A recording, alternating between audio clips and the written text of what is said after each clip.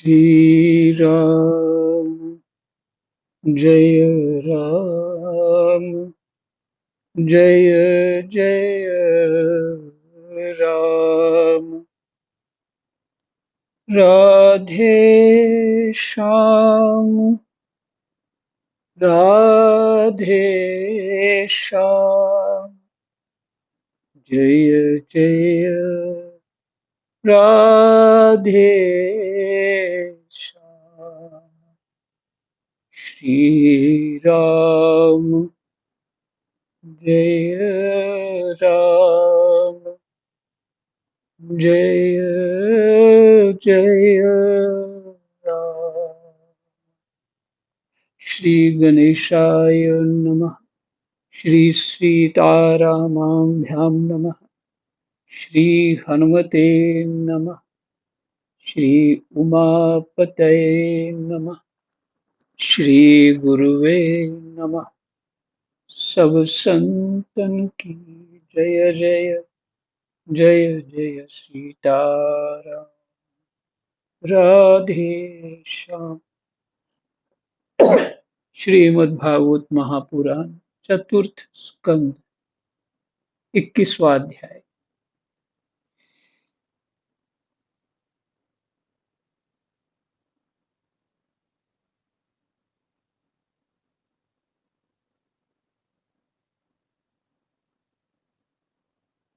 बड़ा पाठ, हाँ, 39 तक हो चुका है।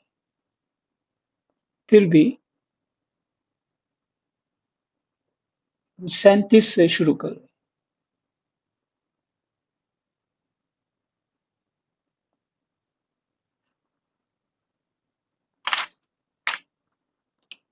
एक सेकंड। हाँ, ये जो बात सुना रहे हैं महाराज पृथु हैं।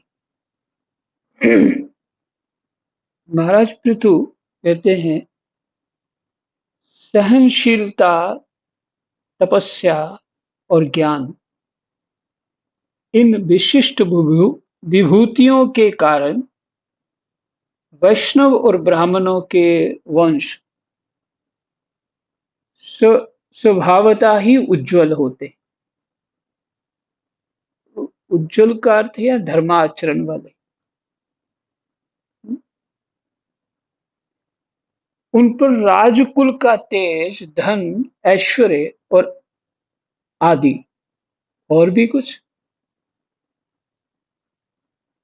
समृद्धियों के कारण अपना प्रभाव ना डालें दूसरे लोग, वैष्णवों के ऊपर और ब्राह्मणों के ऊपर। अपना प्रभाव, चाहे तुम रोब जमाओ, चाहे कुछ ऐश्वर्य दिखाओ,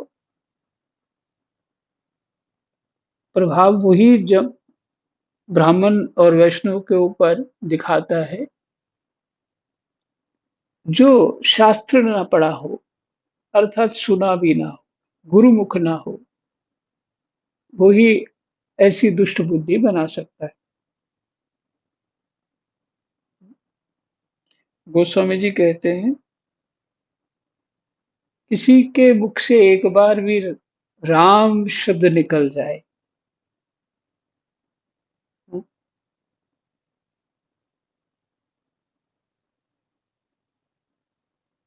उसके तन, उसके पैर की जूती मेरे तन की चाम, मेरे तन की चमड़ी से उसके पैर की जूती मैं बना लूं। गोस्वामी जी का ये 12 ग्रंथ हैं, स्वामी जी ने लिखे हैं, उनमें से इस तरह से तात्पर्य है कि वैष्णव और ब्राह्मण परमात्मा का स्मरण करने वाले, तो जो जिसका स्मरण करता है वो वही रूप होता है, ऐसा भाव रखना चाहिए। ऐसा शास्त्र ही कहता है और ऐसा दिखता भी है समाज में। तो उनके ऊपर आप कोई अपनी अकड़ दिखाओ या अपना प्रभाव दिखाओ, अपनी महिमा दिखाओ, तो वो गलत हो जाएगा ना। भले तो आप कितनी भी उनको दक्षिणा, पूजा इत्यादि कर दो, लेकिन आपने अपना अभिमान नहीं छोड़ा, तो उल्टा ही पड़ेगा। इसलिए उनके सामने बालक बन के रहो तो बहुत अच्छा। क्योंकि वो कोमल हृदय हैं, सरल हृदय हैं, वो जल्दी प्रसन्न हो जाते हैं। उनकी प्रसन्नता ही हमारी सेवा है।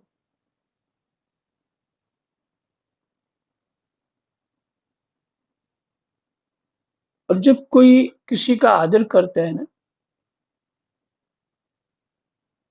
भले उसकी उतनी योग्यता नहीं होती,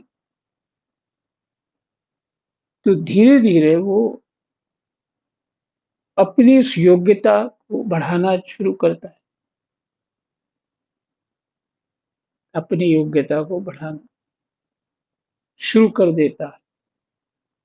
अब देखिए, कोई लड़की बहू बन के किसी घर में जाती, तो वो धीरे-धीरे वो योग्यता बढ़ाती है अपनी। उसको कहते हैं हमारी बहू है। उसको होता है मेरी बहू कैसी होनी चाहिए, वो वैसा ही अपना रंग रूप बदलना शुरू कर।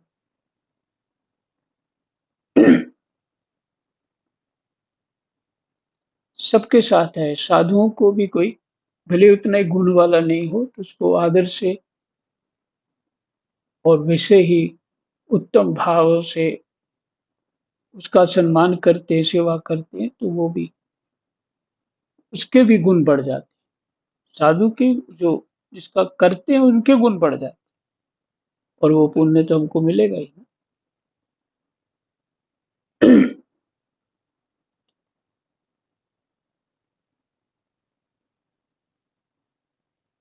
उन पर राजकुल का तेज, धन, ऐश्वर्य आदि समृद्धियों के कारण अपना प्रभाव न डाले।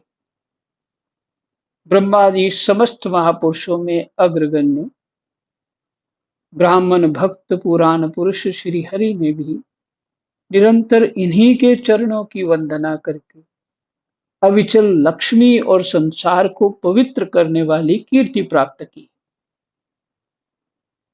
वैष्णव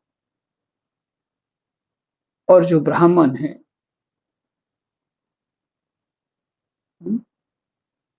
भगवान भी इनके चरणों की वंदना करते। विष्णु का क्या घट गयो जब भृगु ने मारी लात, बड़े बड़ाई ना तुझे छोटन के उत्पात। भगवान तो भगवान ही, फिर भी भगवान लीला करना चाहते हैं, भृगु भी लीला कर, भृगु भी लीला कर, तो उन्होंने लात मार दी छाती पर। भगवान उठ करके भृगु जी के पैर दबाने लग गए, उसको सहलाने लग गए कि इसमें चोट आ गई हो। मैं तो आपके चरणों को छूता हूँ तब मुझे कृपा प्राप्त होती है। आपने अति कृपा करी, मेरी छाती पे ही चरण पहुंचा दिए, और ये अब चरण चिन्ह मेरे वक्षस्थल पे कृपा रूप में बना रहेगा। उस चरण चिन्ह से ही भगवान की मैंने पहचान कर पाते हैं वैकुंठ में, कि जिसके सभी एक जैसे होते हैं, भगवान जैसे ही होते हैं। तो जिसके वक्षस्थल पे चरण चिन्ह है वो ही है सबके आत्माराम।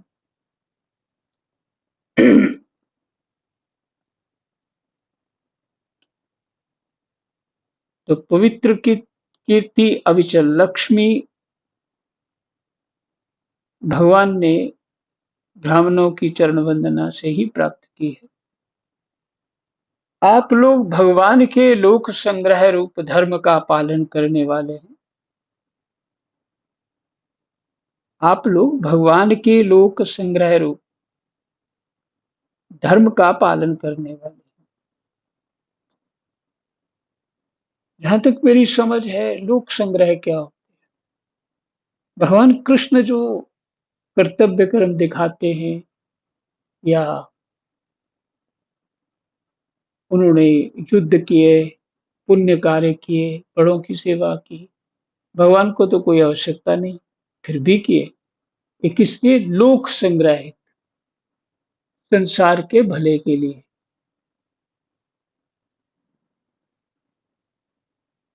उनको आवश्यकता नहीं है, पर वो जो भी कुछ करते हैं संसार के भले के लिए। कि संसार इस बात को सीख लेगा, समझ लेगा और सुखी हो जाएगा। इसलिए वो अपने धर्म, नियम, कर्तव्य इत्यादि नहीं छोड़ते। धर्म का पालन करने वाले हैं। आप लोग भगवान के लोक संग्रह रूप धर्म का पालन करने वाले हैं। तथा सर्वंतर्यामी स्वयं प्रकाश ब्राह्मण प्रिय श्री हरि विप्र वंश की सेवा करने से ही परम संतुष्ट होते हैं। अतः आप सभी को सब प्रकार से विनय पूर्वक ब्राह्मण कुल की सेवा करनी चाहिए।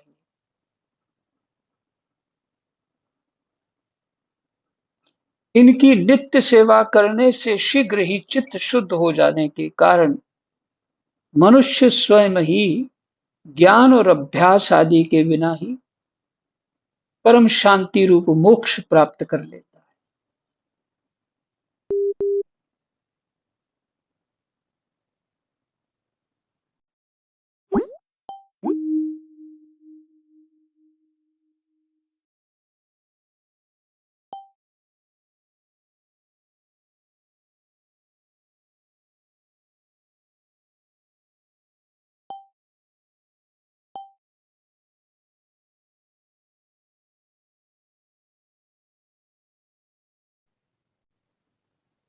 जी, सुन पा रहे? महाराज जी महाराज आवाज हो गई थी महाराज जी। बीच में महाराज की अब आ रही है। फोन आ गया था। तो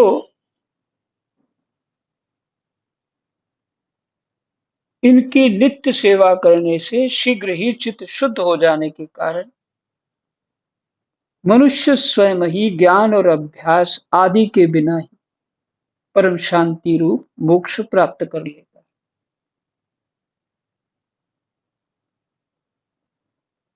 अतः लोक में इन ब्राह्मणों से बढ़कर दूसरा कौन है? कौन कह रहे हैं? महाराज पृथु। जो हविष्य भोजी देवताओं का मुख हो सके। हविष्य होता है जो देवता भोग लगाते हैं। हविष्य भोजी, भोजन करने वाले देवता, उनका मुख बन सके, वो कौन है? ब्राह्मण। अर्थात ब्राह्मणों को जो खिलाएंगे, जो देंगे, करेंगे, वो सब देवताओं को मिलता है।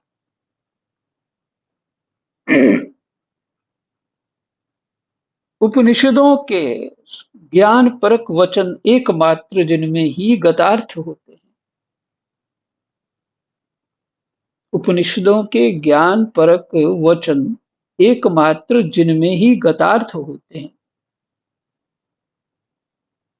जो लक्ष्य करते हैं वो वचन गतार्थ होते हैं। वे भगवान अनंत इंद्रादि, वे भगवान अनंत, भगवान का नाम है अनंत। इंद्र, इंद्रादि यज्ञीय देवताओं के नाम से तत्वज्ञानियों द्वारा ब्राह्मणों के मुख में श्रद्धा पूर्वक हवन किए हुए पदार्थ को जैसे चाव से ग्रहण करते हैं, वैसे चेतना शून्य अग्नि में होमे हुए द्रव्य को नहीं ग्रहण करते। अर्थात ब्राह्मण जो भोजन करते हैं, भगवान उससे अति प्रसन्न होते हैं। यज्ञ कुंड में जो हवन किया जाता है, भगवान उससे उतना प्रसन्न नहीं होते जितना ब्राह्मण भोजन करते हैं, जितना वो प्रसन्न होते। क्योंकि ब्राह्मण और वैष्णव तो परमात्मा का चिंतन करने वाले।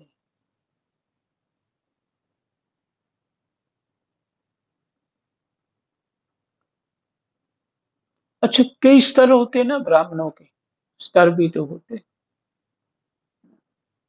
जैसे कोई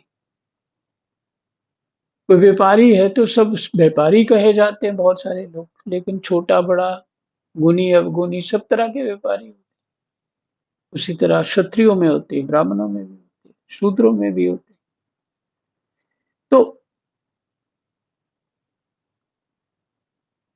हम दोष नहीं देख सकते, हम अपनी श्रद्धा और भाव का फल लेते हैं।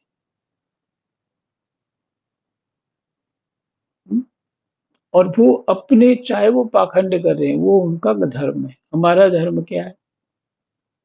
हमें अपने धर्म का फल मिलना है, दूसरे के धर्म का फल नहीं मिलना। वो ठीक करेगा तो फिर होगा।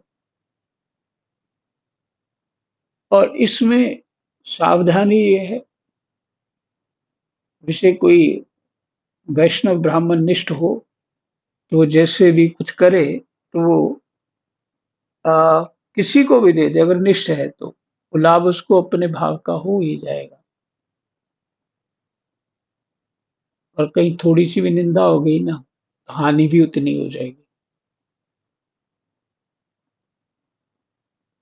एक बार बैठा के पूजा हो जाती है, फिर ब्राह्मणों की निंदा हो जाती है। ऐसा अक्सर होता है अज्ञान के कारण। वहां चुप ही रहना चाहिए।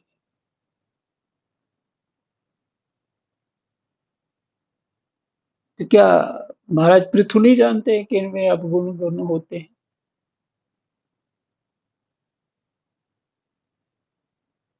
तो कहते हैं भगवान उनके मुख से जो उस भोजन इत्यादि को प्रसन्नता से प्राप्त करते हैं, ये भाव है। सभ्यगण जिस प्रकार स्वच्छ दर्पण में प्रतिबिंब का भान होता है, पृथु जी महाराज कह रहे हैं सबको, सभ्यगण, सभ्यगण आप लोग सभ्य हैं।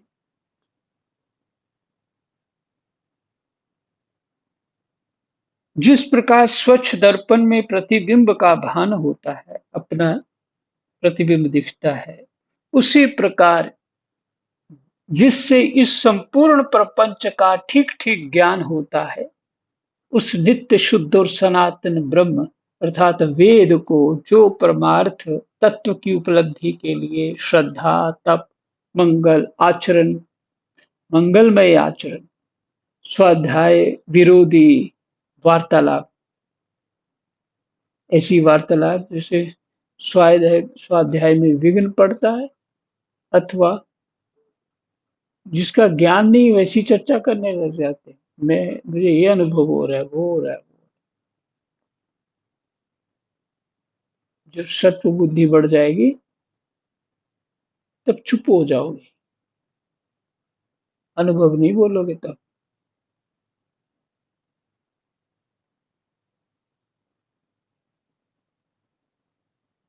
तो स्वाध्याय विरोधी वार्तालाप के त्याग तथा संयम और समाधि के अभ्यास द्वारा धारण करते हैं।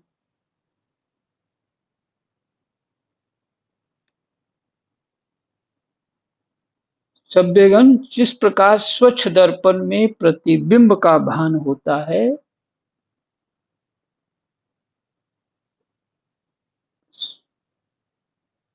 साफ दर्पण में अपना चेहरा स्पष्ट दिखाई देता, उसी प्रकार जिससे इस संपूर्ण प्रपंच का ठीक ठीक ज्ञान होता है, उस नित्य शुद्ध और सनातन ब्रह्म जो वेद हैं, उसी से ज्ञान होता है, ठीक ठीक ज्ञान।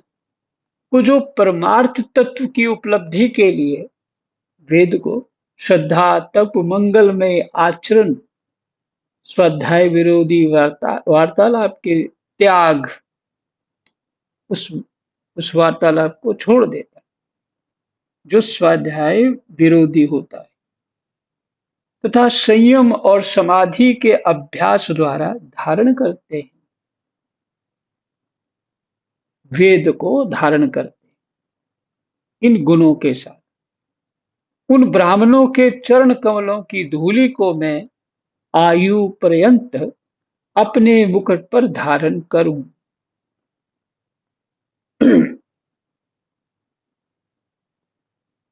क्योंकि उसे सर्वदा सिर पर चढ़ाते रहने से मनुष्य के सारे पाप तत्काल नष्ट हो जाते हैं और संपूर्ण गुण उसकी सेवा करने लगते हैं। संपूर्ण गुण उसकी सेवा करने लगते हैं। उन ब्राह्मणों के चरण कमलों की धूलि को मैं आयु पर्यंत अपने मुकुट पर धारण करूं।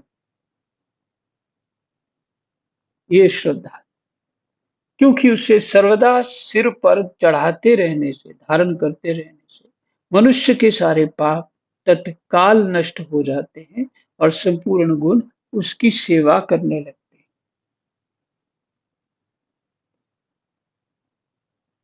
अर्थात अपनी श्रद्धा कम ना हो, सार रूप में ये बात, इसका भाव यही है। उनकी चरण धूल सिर में मत डालो, परंतु उनको अपने से बड़ा मानो, परमात्मा का मानो। बस यही चरण धूल है।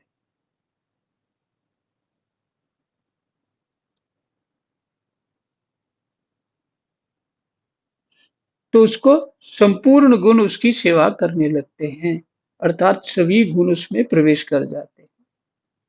उस गुणवान, शील संपन्न, कृतज्ञ और गुरुजनों की सेवा करने वाले पुरुष के पास सारी संपदाएं अपने आप आ जाती हैं।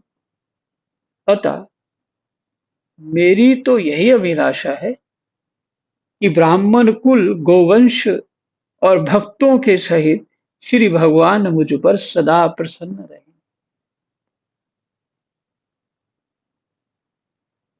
क्या कहते हैं महाराज? मेरी तो यही अभिलाषा है कि ब्राह्मण कुल, गोवंश और भक्तों के सहित श्री भगवान मुझ पर सदा प्रसन्न रहे।